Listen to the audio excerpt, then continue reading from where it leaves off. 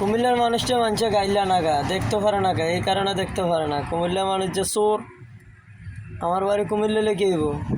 আগামীকাল রাত 7টা বাজে আমার গাড়ির বেয়ারিং ভেঙে গেছে, এই কারণে আমি নিমসা ফারাইয়া ইউটার্নে খারাইছি, বামে সাইড করি।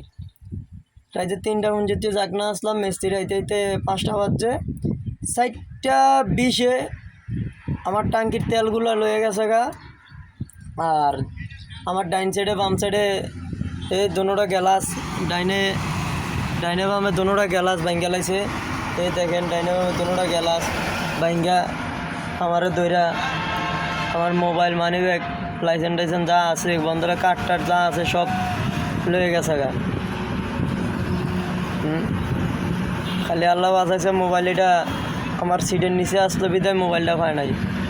আমারা মারছে মাইরা টাকা পয়সা যা আছে সব লয়ে গেছে। আমার পায়ের মেঝে কূপ দিছে, কূপটা বসে নাই তেমনভাবে, মানে রক্ত বাড়িছে তারপরও।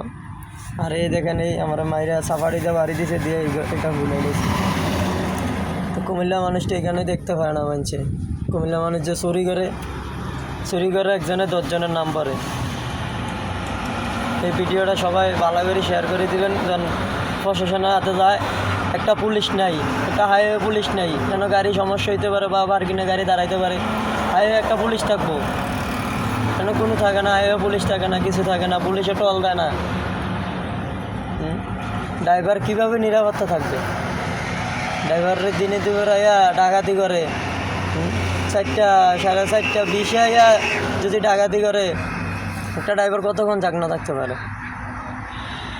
আমি সবার কাছে অনুরোধ, এটা পূর্বের কর্মকর্তার কাছে যেন ভিডিওটা শেয়ার করে বাড়াই দেবেন, দেখে যেন একটা গাড়ি সমস্যা হলে যেন একটা প্রশাসন আইয়া টল দিয়া চেক দিতে পারে বা কোনো একটা নিরাপত্তা দিতে পারে।